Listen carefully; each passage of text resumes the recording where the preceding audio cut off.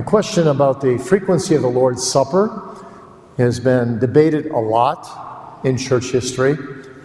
And some churches, for example in America, do it very reverently, and they have it every week. It's short. The whole ceremony lasts maybe 15 minutes. Other churches, the most extreme, the other side, is in the Scottish tradition. They would often do it once a year. But then it was a very special event. You'd bring in a preacher the Sunday before to preach preparatory sermons. And then you'd have a cycle of 10 sermons in what they call a communion season. I've done one of those in Scotland. Each sermon has a name to it. You start on Thursday night, like a sermon of repentance. Friday morning, a sermon of preparation. Different names. Friday, you have 2 or 3 sermons. Saturday, you have 3 sermons. Sunday morning, you have the Lord's Supper. Then you have a post-communion sermon Sunday evening. And maybe 2 on Monday, and another post-communion Tuesday morning. In those areas in Scotland, it used to be that all the stores in the city would close, and you'd have this wonderful communion season. And then there's a lot of churches that go in between. Our churches tend to have it 4 to 6 times a year, but then we do have preparatory services on the preceding Sunday, 2 of them. We have a midweek special service of preparation. So we have 3 services, and then you have Lord's Supper in the morning, post-communion in the evening. So you have 5 services and 2 weeks devoted to that, times 4 times a year. That's 8 full Sundays a year devoted to Lord's Supper celebration. Other churches, quite common right now to have it once a month. So I've seen all of these things many times over in doing conferences and being in other churches. And I suppose it depends a little bit on your personal preference. Calvin wanted to have more frequent Lord's Supper observance, but I do have a little reservation myself when I see Lord's Supper every single week. There's not much time for examination, and it can become more perfunctory unless the pastor really labors to do it very reverently in such a short space of time. So the Reformed churches, both in the British Isle tradition, Westminster Standards, and the Dutch tradition, left it to freedom of conscience of the churches, although the Dutch did say that normally 4 to 6 times a year they thought would be most suitable, but there's no rule for it. So really it ultimately rests upon what your denomination thinks, or more specifically your local consistory, how they feel about it. And my personal conviction is, if you're a new minister, don't go into a church and try to change the frequency right away. And if you do try to change it in one direction or the other, do it very slowly, incrementally, and don't upset the whole church. Changes in the Lord's Supper in a church setting often can be very tender on the consciences of people, and it can create a lot of unnecessary trouble at times. That was the first question. What was the second question? COVID. Oh, COVID. Yeah. In times of COVID, we faced that, of course, like every other church did. And up until COVID, we used the common cup, which you can see in times of COVID, that would be a problem. So we moved then to little cups. And also the bread, we did it differently so that there'd be no germs communicated. But we felt quite strongly that without breaking any hard and fast rules of the government, we were in the right to meet, even though the government strongly advised us not to meet, because the government was saying necessary places can stay open. So marijuana shops could stay open because they were declared necessary, but churches were strongly advised to shut. Well, to us that was absurd, and we feel that God's people need to meet together. So for about 4 weeks, we had just meetings with a couple dozen people in the church when it was very severe. And then we moved to every other pew for about 4 weeks. But then we were one of the first churches in the city of Grand Rapids who just let everybody come, and God somehow protected us. Not very many people got COVID, and we were fine. And we did the Lord's Supper. Outside of those 2 changes, we did it like normal. But I don't think there's any hard and fast rules here about the Lord's Supper in times of COVID. But if you're going to err on one side, err on meeting and not on not meeting. I think with hindsight, a lot of churches in North America look back and say, this was ridiculous not to meet. COVID had a 99.2% survival rate in America, and just about the same rate as the common winter flu that goes around in North America every winter. So I think many churches overreacted to COVID. So the questions about COVID and the church's reaction during COVID and the different reactions and how the questioner is relating it to the new world, or I think you said, how should the church respond in the future to such things? I can only give you my personal opinion, but I would say next time churches should just meet and carry on and use any natural precautions. I have no objection if people wear masks. I don't really believe the mask did that much good, but if they want to wear a mask in church, that's fine. Leave it to their conscience and just meet. And maybe do some natural things like not shake hands with each other, but worship together and carry on with word and sacraments. That's my personal conviction. So the question is about worshiping online, electronic services, rather than worshiping in person in a local congregation. And what is your feeling about that? Did I capture that right? And particularly during this time of COVID, of course, we're not struck by COVID anymore, do we? Yeah, there's different convictions here as well that I respect on both sides. We do have our worship services online. We have 80 people over 80 years of age, and there are just several of them that just cannot come up to worship anymore. So online worship is very, very helpful for them. They get to feel part of it. Having said that, however, worship online is technically not worship, because when you gather together with the people of God, that's worship. So what we stress with our congregation is, if you have an absolutely lawful reason that you cannot make it due to sickness or weakness or old age, please do use the online service, but don't ever use it as a substitute for coming to church. We feel very strongly about that. And that's one of the reasons why it's so important, also in times of COVID and things, that God's people do come together. It's one thing to do that for a couple of weeks, but I'll tell you, we did it for 4 weeks while I was preaching mostly to an empty church.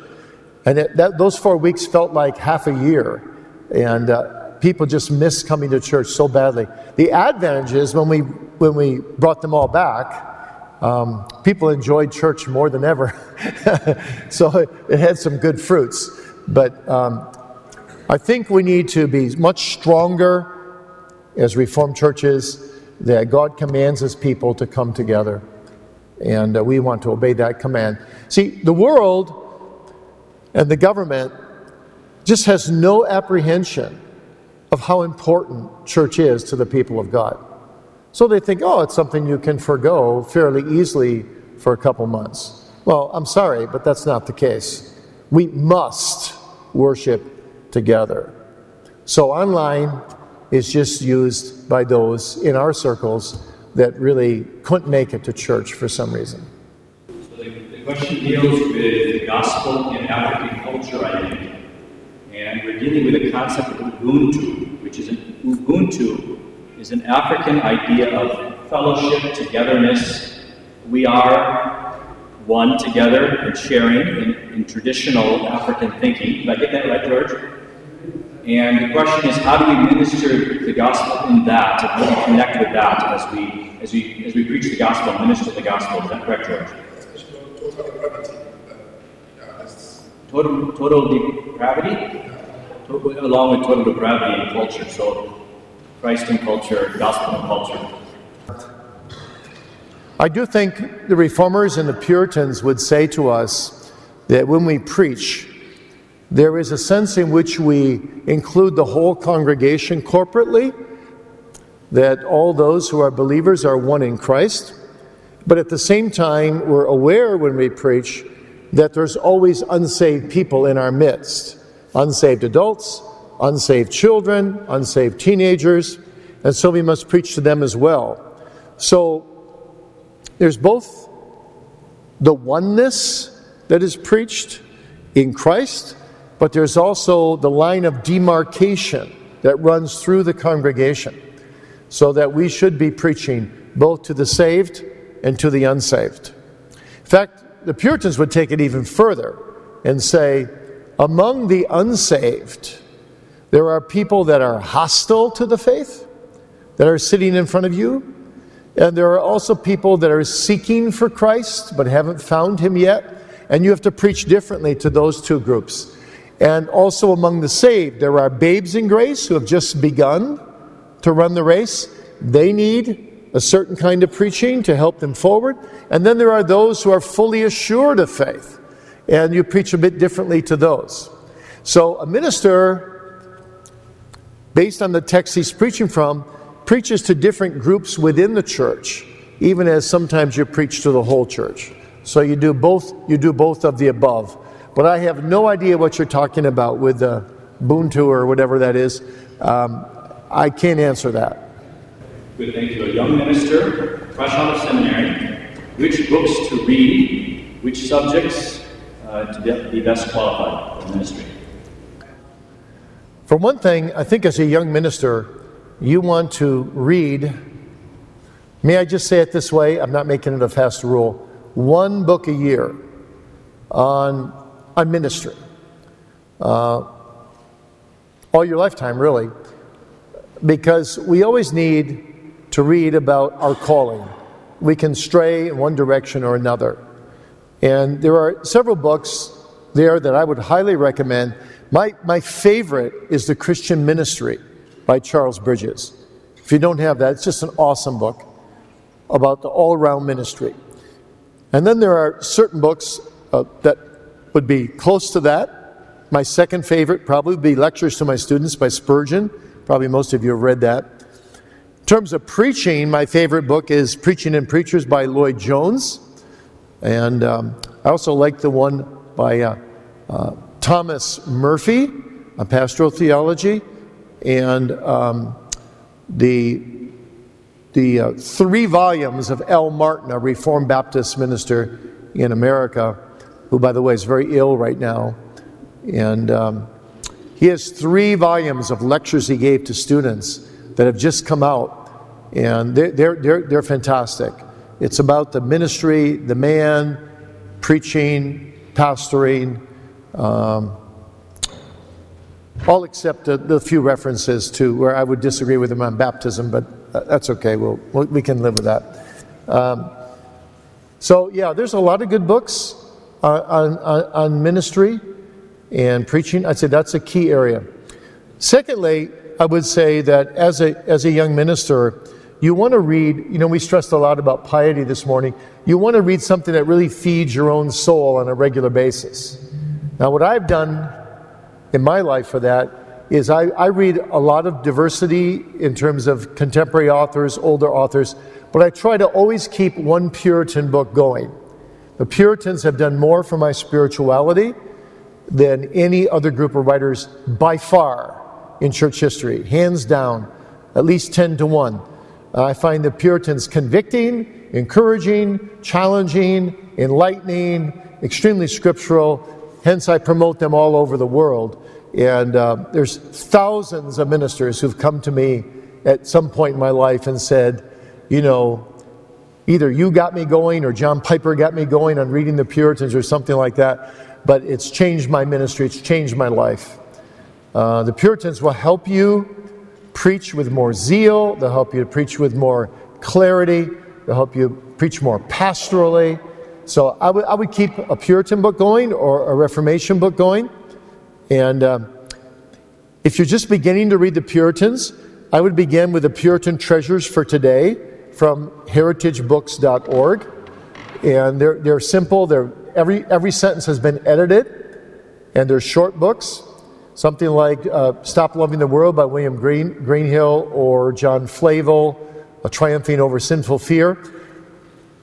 A 12-year-old could read these books because every sentence has been edited.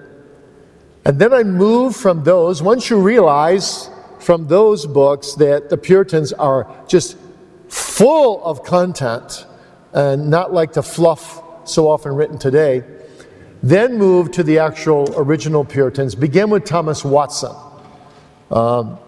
Begin with The Kingdom of Heaven Taken by Storm, and then move on to a few books by John Flavel, and then by John Bunyan, and work your way up to the most difficult Puritans, Thomas Goodwin and John Owen, who are nonetheless very, very rich. And then I would sprinkle my reading with books. I would read a book now and then on a contemporary issue to stay abreast of what's going on. And I would also ask, what area of particular interest or particular gift do you think the Lord has given you? Say, for example, I have a real love for systematic theology.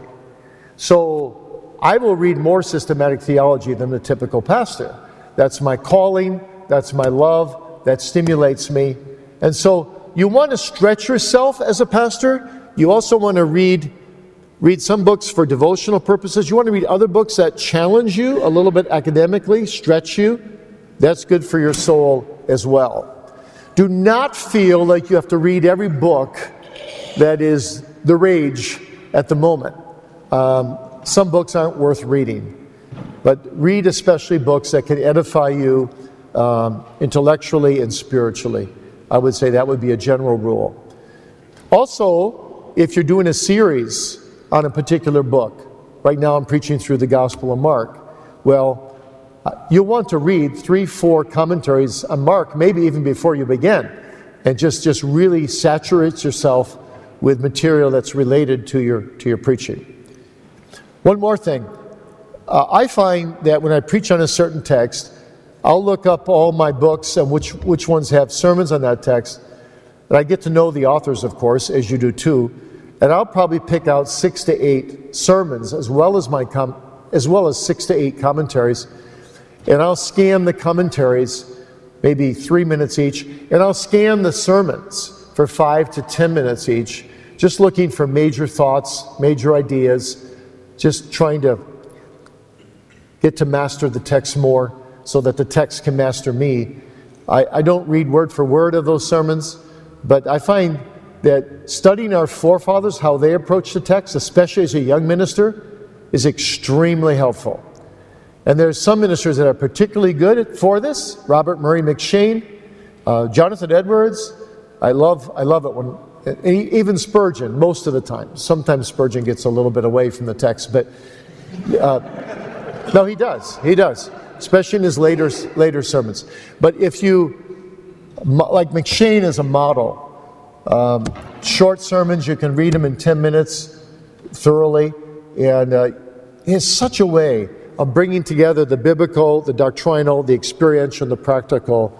He's great. So find ministers who you feel are really exemplary for preaching, and try to read those sermons as well. So that's just the beginning of an answer. The question, if I understand it, is that there are some people maybe out there who project their piety as something that's snobbish. And do we run the risk of being like that when we are pious? Anything in life can be abused. And certainly there's false piety. I didn't get into that today because I'm trying to promote true piety. But legalism in some people's minds can be a false kind of piety. The Pharisees had a false kind of piety that Jesus condemned thoroughly, so must we. But it's also our task to really explain what we mean by true piety. And once we show people that it means the fear of God and godliness and holiness, true Christians do understand that they need to be holy. Jesus said, "Be ye holy, for I am holy." And so what I was trying to do in the last lecture was showing you that the word piety has been abused, and that the real idea of pietas is holiness, godliness, the fear of the Lord. And we need to promote those things more, not less. But we need to do it in the true sense of the word. So our congregations just need to be educated on that. What a beautiful thing godly piety really is. And that it's not just a list of things, the do's and don'ts, but it's a life in Jesus Christ, in which I surrender my whole life to Him to do His will. So, Christians will always be misunderstood, but you've got to do your very best to explain the biblical concept of piety and promote it and condemn false kinds of piety. So the relationship of the conscience to our piety in the Puritans.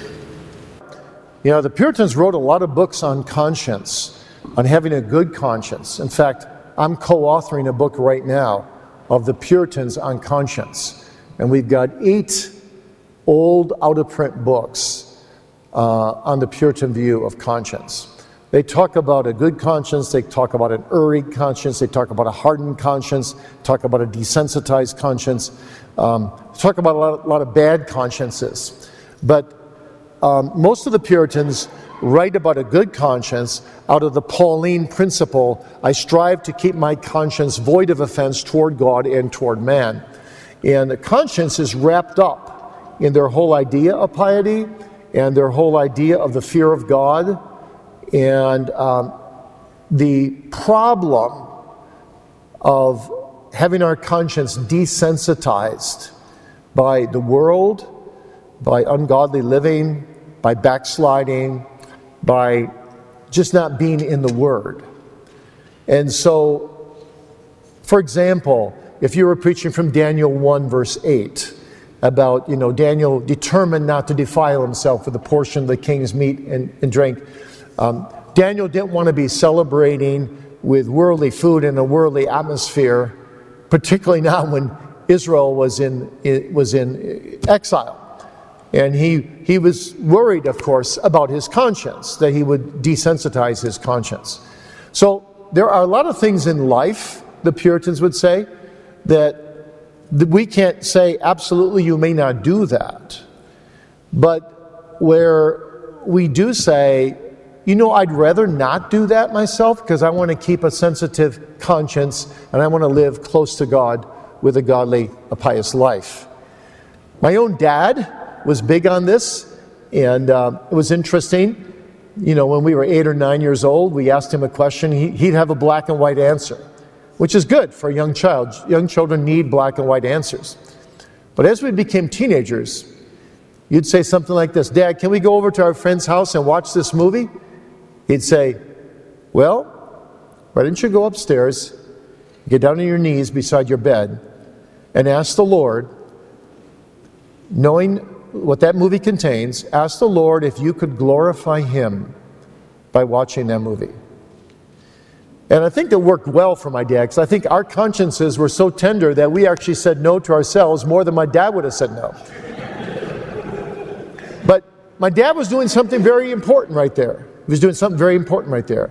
He was telling us our conscience relationship with God is indeed an important part of our religion. And so I thank God immensely that I was saved from just a lot of worldly entertainment and sinful entertainment that I otherwise would have watched had I not been brought up to cherish a tender conscience. So I think the Puritan concept would be, don't ask yourself, can I possibly do this and not sin? But stay as far from sin as possible. Avoid even the very appearance of evil, and strive to maintain a conscience void of offense toward God and toward men. There's a story that's often told of a hermit who was on a hilltop, and there was a girl in the valley whose parents both died in an accident, and in their will it said that she would go to live with the hermit. But the hermit didn't have a car, and he didn't know how to get the girl down from the mountaintop down into the city to go to school every day. So he put an ad in the newspaper for a good driver, and he got 3 applications. And he asked each driver, how close can you come to the edge of the road going down the mountain and not go off? And the first driver said, oh, sir, I'm an expert driver. I can come within a foot. Second guy said, I'm within 6 inches. You can trust me.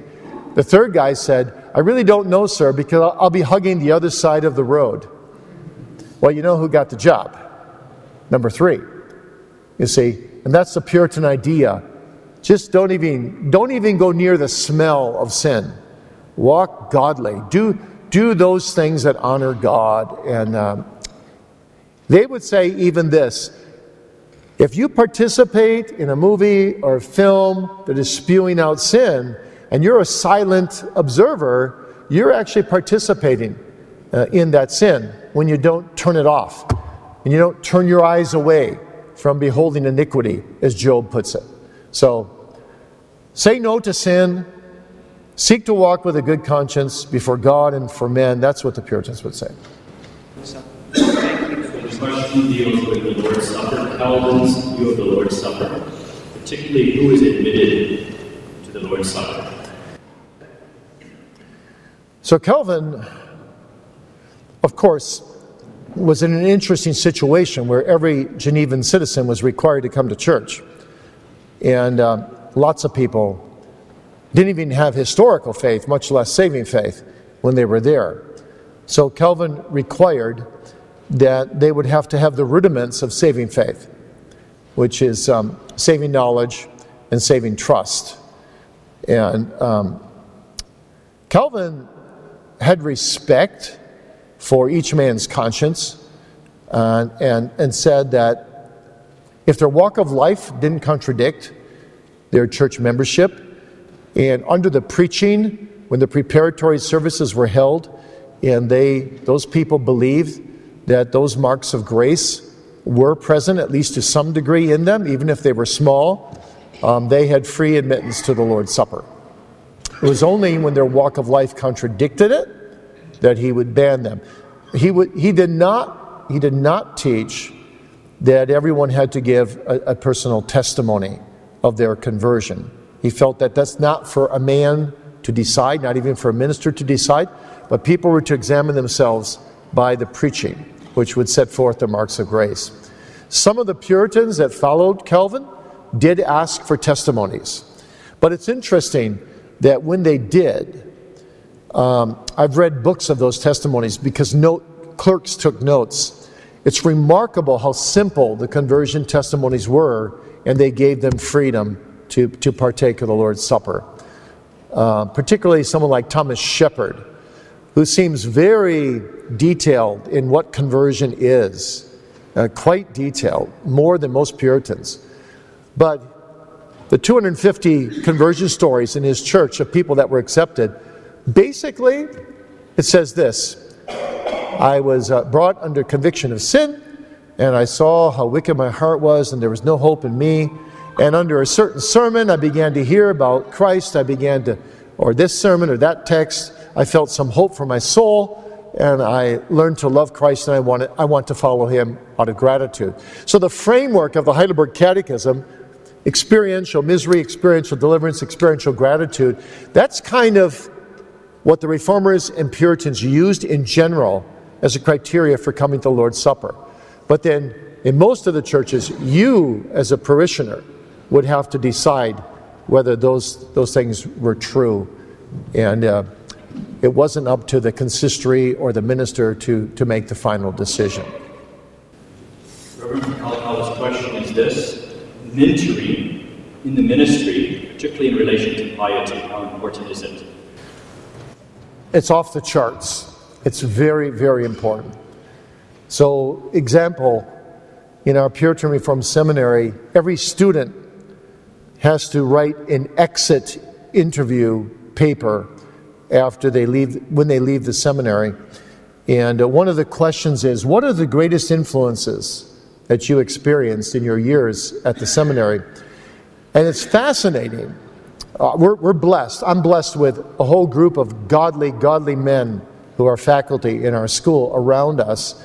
And every one of them believes in this strong, Reformed, experiential emphasis that we really have to walk the walk, not just talk the talk. But it's very interesting how many students put down in their exit interview, we learned as much from the faculty by their walk of life and by their personal mentoring of us when we went to them for advice as we did from what they told us in the classroom. Now that's astonishing, because they spent a lot more time in the classroom than they did with each professor individually. So in our whole program, we stress it, as I'm sure Mukhanyo does as well.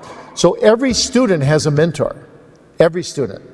And we try to get a good mentor from the church that they're attending. And then we have a spiritual dean of formation, a spiritual formation dean in the faculty. And they meet with the student twice a semester. And we also have journaling they have to do, where they actually write out their relationship with God and what they're doing for daily devotions and things like that. And now we're starting, as of 1 year ago, we're starting a new program called an embedded MDiv program.